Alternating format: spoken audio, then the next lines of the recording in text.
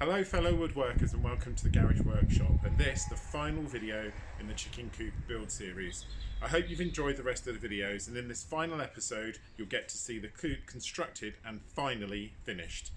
If you haven't seen the rest of the videos in the series, please go to my YouTube channel, The Garage Workshop, and check them out. I hope you enjoy the video and I'll see you in the comments. Roll the credits!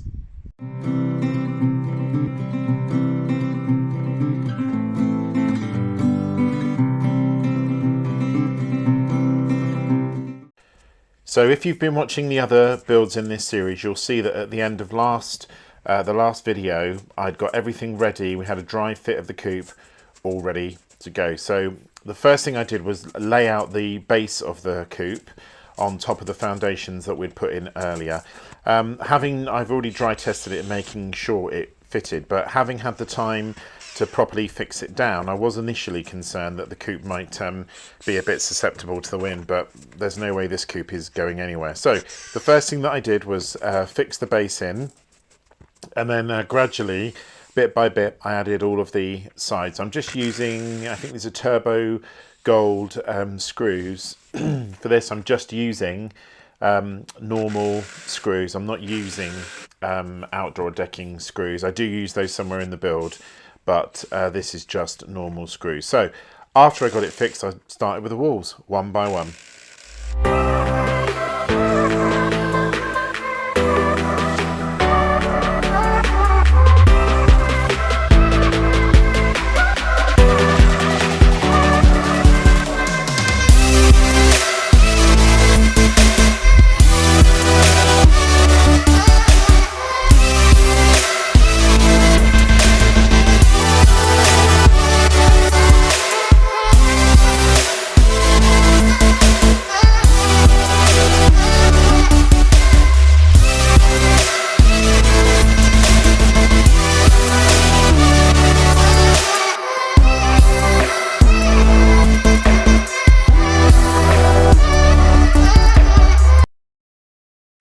It's been really funny watching these videos back as I've been putting this together to see the amount of interaction that I've had with the chickens. If you've watched the whole series, particularly in this video, you can see the chickens are fascinated. I wonder if they know it's their new home. I'm not sure if they do, but you'll see there's a lot of chickens checking it out all the way through the build. So once I'd attached this wall, this was the key wall to put in, because obviously it's the wall that's got the door in it. So once I got that attached and is exactly where I wanted it and all nicely lined up, the rest of the walls were going to go from that first focus sort of key wall. That was the most important wall that I wanted to get in place. I then attached the wall that had the feeder and the water in it to make that right angle, but no problems so far, and luckily everything fitted exactly as it did when we did the test fit. So I'm now just putting on the paneling on the inside of the coop. I didn't put in any sort of formal insulation. There is insulation on the back of these panels, but I didn't want it to be too hot in the summer, and to be honest with you, it's quite a big coop and the chickens don't really need a huge amount of insulation. So I just tacked it in with my trusty airstrike hammer.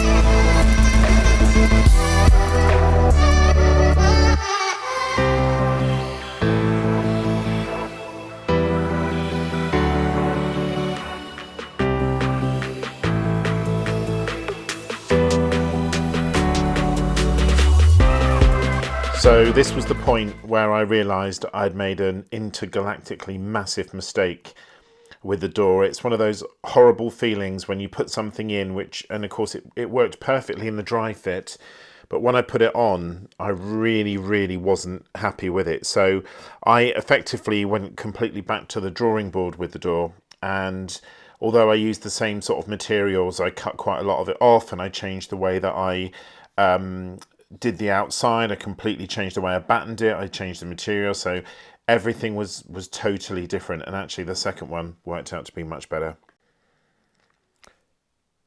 Huge apologies here. I was so wrapped up in the door issue and getting the roof on that without any issue at all. The biggest issue with the roof is it's absolutely weighs a ton. It's so heavy. So after that, I decided to come up with a plan B for the side door, the chicken coop door.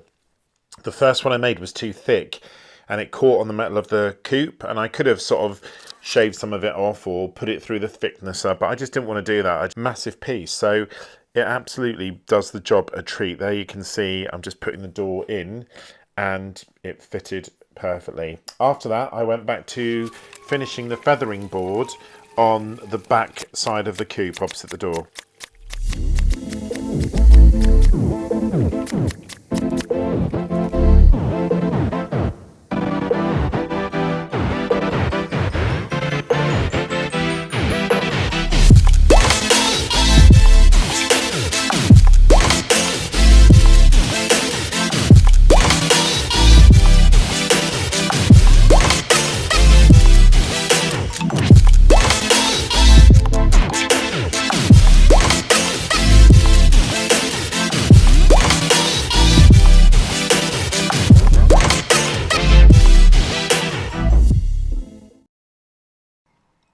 So after I'd finished the featherboarding, I attached the nesting boxes. Afterwards I realised that there was a bit of a mistake here, and actually the coop at the moment does have a leak, and you can see the water gets in through that piece of pallet board at the top there. So I'm going to address that. I'm going to actually redo that bit of the box because it just doesn't quite work very well. After I did that, I popped inside and put the rail in using some old IKEA shelving brackets that I got that were in the reduced section. After that, it was time to actually create the feeding boxes and the watering boxes on the side.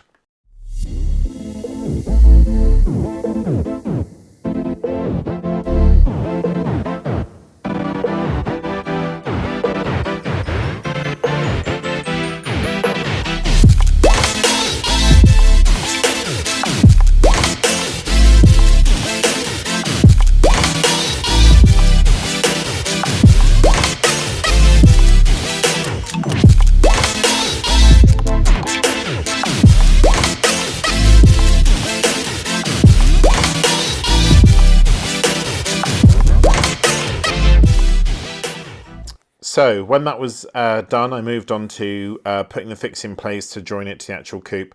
Another big shout out there for those Aldi right angled clamps. They're absolutely brilliant. I use them lots and lots, and they keep the edge at an exact 90-degree angle, which is fantastic. And of course it wouldn't be a garage workshop video, would it, without some pocket holes. And there we are, a set of pocket holes to put the attaching bits on. I was very pleased with how the feeding box and the watering box turned out. Actually, they were both really good, and actually they've pretty much not leaked, which is quite good. But just a very simple basic sort of half of a box construction, and then they just went on the side of the coop.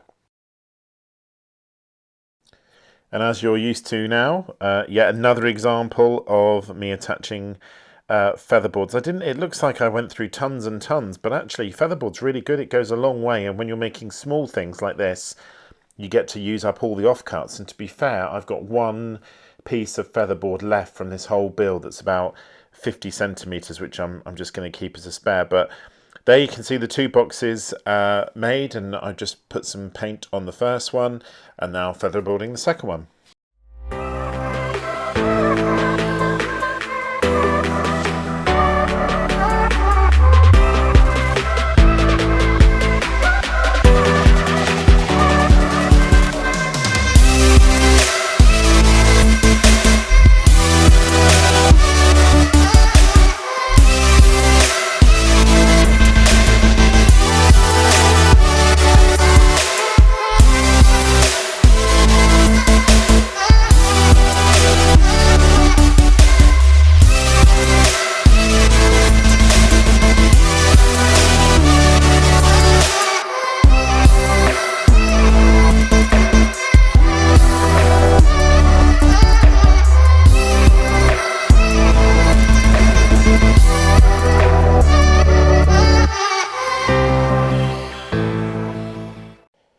So rather than do a voiceover on the next bit, I'm going to actually stop the speeding up and let this very handsome man explain to you what's going on.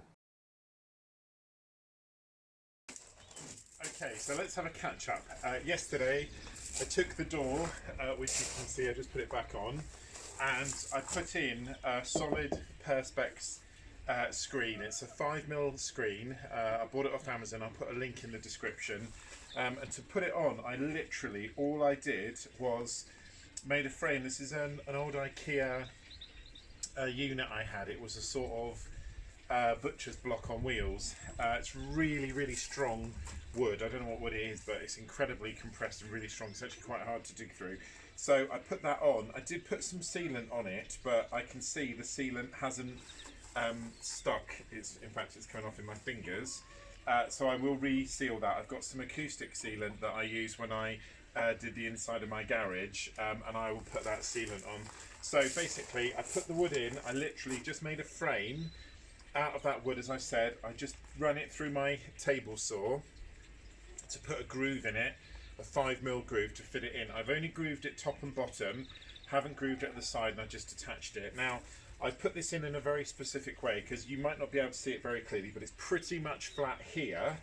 But if you look inside, it's not. There's a rebate on the inside, and I did that on purpose because on the inside, I'm going to put a board inside it that will be cut to match the window, and that board will fit in around the rebate that I've cut. So the board, in theory, should slide in nicely. So that's the next thing I'm going to do. It does open and close. I thought these were external hinges because they came off an external door, but I don't think they actually are. So I'm going to leave them on for now, but I know I'm going to replace them. And the door is really the last major... Oh, the other thing I did is I put a little trim in at the bottom, even though I know the bottom of the door is going to come over. In terms of featherboard, I haven't got enough featherboard to do the whole door. So I'm going to put a featherboard strip in here. And I've got some old reclaimed plasterboards. If you saw my video on the lumberjack thicknesser planer, you'll have seen me thicknessing some old floorboards. So I think I might use those because this is all pallet wood here, but I don't quite think I've got enough pallet wood to do strips. So I'm going to featherboard up the side of the windows, and then I'll use some of the old pallet wood. But this is some of the pallet wood. It's in pretty rough condition, so I'll have to run it through the thickness of planer, and I also just need to check that I'm going to have enough of the wood that's long enough, because as you can see, this one here, that's not going to be long enough because of that angle, and a lot of the wood I've got is like that. So I'll have a look at the wood I've got. If worst comes to worst, I can always pop out and get some more featherboards to do the front. So let's get on with that now.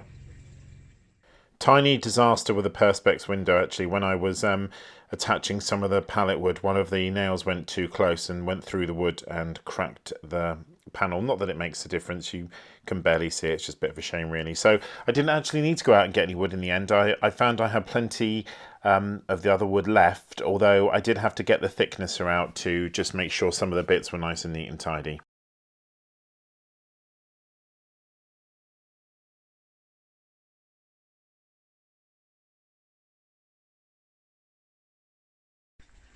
Did have a little bit of an issue with the door, which I didn't record my battery when on my phone.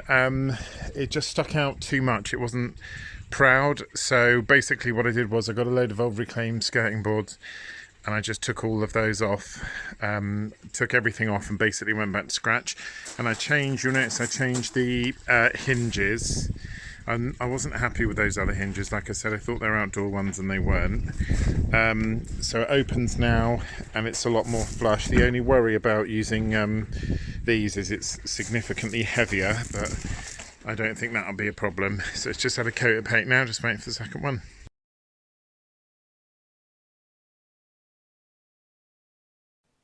So whilst I was waiting for the paint to dry on the door, I went back to the feeding and water box and just gave them a little gentle sand over, basically just so they would take paint better, because I don't know if it's always this way. I don't use OSB a lot, but it was so shiny and it had too much almost like varnish on it, and I wanted to obviously get a key that the paint would stick to on the wood. So I just took it back with my Ryobi sander. I think I've already mentioned about Ryobi in my last video, but that Ryobi sander I've got is really good. It was only something like £60 on an Amazon sale. I already had the batteries, but it's a really, really good sander. So got it off and then got some paint on.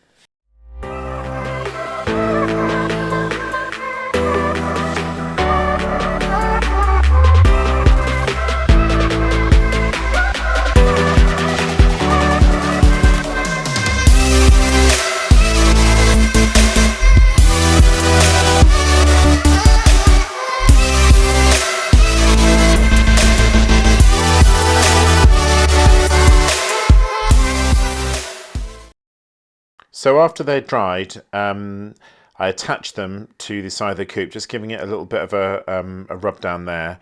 I was so pleased that when I put both of these boxes on, the watering box and the food box, they were absolutely dead level, which I was absolutely amazed at, because very often with me things aren't level. I am an amateur after all, but these were absolutely spot on, and I was so impressed. Not only did I pat myself on the back, I included a little clip just to show you how spot on they were.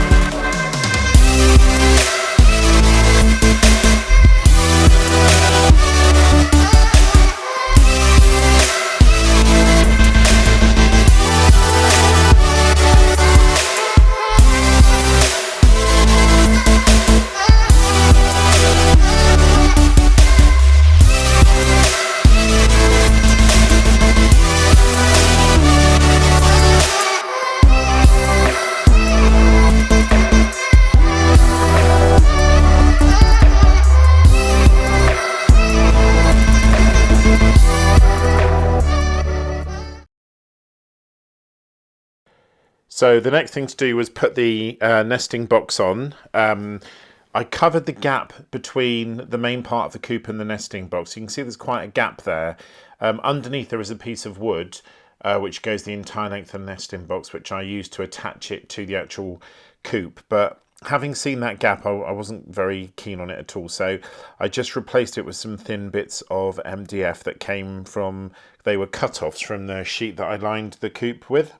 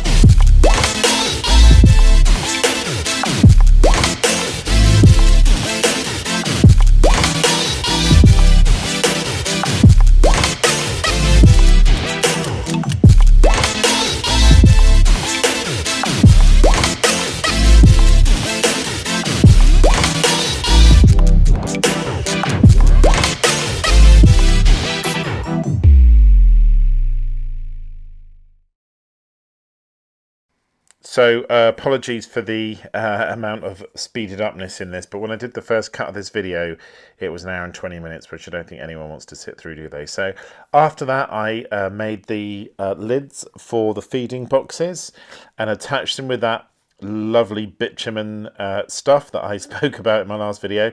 I didn't get it wrong this time. I actually painted the felt rather than the wood, and surprise, surprise, it worked a lot better. Well, you know, there you go. Who knew?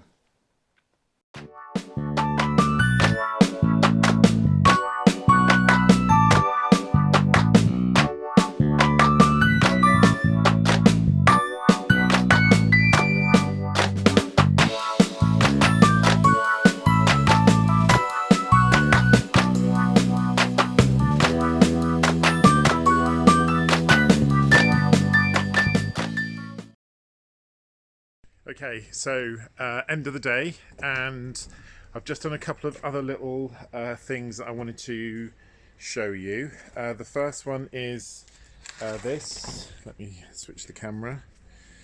Maybe I won't then. The first one is this, which is a little ladder for the chickens to get up into the coop. I completely forgot, which is why I sort of did it a bit last minute. Over at the coop, there's a couple of bits that I added that you didn't see. The first is I put 2 more of these hinges, just because I'm just a little bit concerned, because the door is actually quite weighty now, which it wasn't meant to be. So I just wanted to give it a bit of reinforcement. And then down here, I've put on the latches, I suppose you would call them, to keep it shut on both sides. And then round here, I've just put on the lids. Get a better camera angle. I've just put on the lids, and you can see that one is there. You can see the water in there, and this one, which is the food. So all of that done now. A little bit of painting to do up here, but I'll do that tomorrow. And the only other thing then I need to do is just fill a couple of gaps, and we can break through into the old chicken coop. So it's just a bit of painting really, and then pretty much the coop is done. I know it's not strictly part of the build, but I wanted to put in this super speeded up piece of footage. When I originally recorded this, it was 45 minutes long, so I'm playing it at double speed, at 50% speed. But I just thought it was interesting for you to see me break down the old coop. I know this video is about building a new coop, but as you can see from the picture, we managed to take the old coop down pretty easily. I was a bit concerned at one point, but we managed to break it down, actually broke the whole thing down. I got a lot back, and it just shows you also how much my woodworking has changed. I'm sure it's the same with you.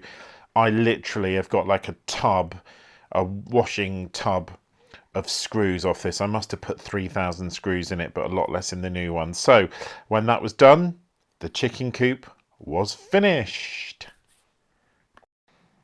So that is the end of the build. Here is the final chicken coop, when it had some artwork done by my daughter. I hope you've enjoyed the video series, and if you have, please, comment, let me know what you think, and please subscribe if you enjoyed the video on my channel. I've got some great projects coming up, and it'd be really good to see you watching them. So happy woodworking, everyone. Enjoy the videos.